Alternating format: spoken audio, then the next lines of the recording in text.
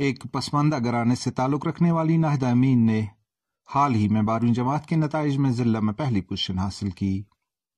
अपने वालिदैन की अकलौती औलाद नाहिदा ने आज से 7 साल कबल अपने घर का कामकाज भी संभाला और साथ ही अपनी तालीम भी जारी रखी। उनकी वालिदा का इंतकाल 2011 में हुआ जब नाहिदा महज 10 साल की थी। मैं उसके लिए गॉड का शुक्रिया करती हूँ क्योंकि उसने मुझे इतनी हिम्मत दी कि मैं सब कुछ मैनेज करूँ, पहले घर का काम काज और फिर स्कूल, फिर वहाँ से फिर आना, फिर घर के काम काज में लगना और फिर स्टडी करना।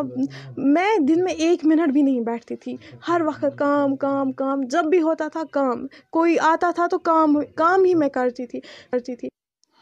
ओनागाम बांडीपोरा से ताल्लुक रखने वाली नाहिदा ने अपनी माँ के ख्वाबों को पूरा करते करते कभी अपने वालिद को बेटे की कमी महसूस न होने दी। वहीं दूसरी जानिब उसके वालिद मोहम्मद अमीन ने काफी तंगदस्ती के बावजूद नाहिदा को इतना प्यार किया कि उससे भी कभी अपनी वालिदा की कमी महसूस न हुई। वो अपनी बूढ़ी दादी और अपने वालिद के लिए वक्त पर खाना तैयार करती रही और साथ ही रातें जाग जाग कर उसने अपनी तालीम भी जारी रखी। मैं इसका बेटी हूँ, इसके पास बेटा होना चाहिए। इसने ये मुझे आज तक कभी महसूस होने नहीं दिया कि मैं इसकी बेटी हूँ या बेटा हूँ। तो ये हर वक्त मुझे ये कह रहे थे कि आपका बेटा मैं हूँ, आपकी बेटी भी मैं हूँ और बेटा भी मैं हूँ। जो काम बेटा कर सकेगा वो मैं करूँगा आपके लिए।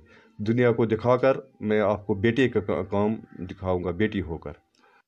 नाहिदा और उसके वालिद का ख्वाब था कि बड़ी होकर वो इंजीनियर बन जाए, लेकिन घरेलू तंगदस्ती और मसरूफियात के बायस उसे मैट्रिक के बाद साइंस के बजाय आर्ट्स सब्जेक्ट मुंतखब करने पड़े।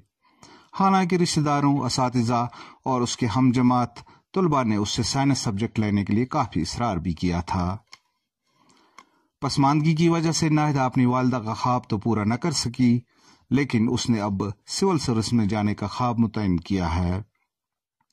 उसका वालिद मोहम्मद अमीन मजदूरी करके आखिरी सांस तक नाहिदा की तालीम जारी रखना चाहते हैं। सोचती हूँ कि मैं सिंपली ग्रेजुएशन करूँगी और ग्रेजुएशन के दौरान ही मैं प्रिपरेशन करूँगी IAS के लिए, क्योंकि जब तक मैं सिविल सर्विसेज क्रैक नहीं करती तब तक मेरा ड्रीम सक्सेसफुल नहीं होता। ख्वाहिशात और ज़रूरियात को तर्क करके अपने लिए बड़ी मंजिलें चुनी हैं, जिसके लिए उसने पहली सीढ़ी तय भी कर ली है।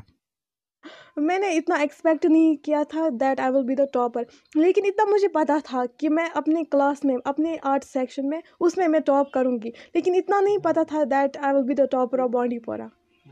ये सारी चीज़ें मैनेज करना आसान नहीं था। It was not so easy. जैसा लगता है, किसी को लगता है कि अरे वो करती है, घर के काम करती है और पढ़ाई करती है, ये इजी नहीं है।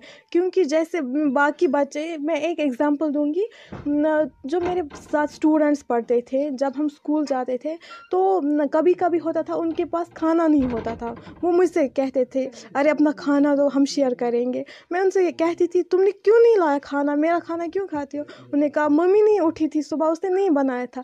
तो फिर मैं सोचती थी मैं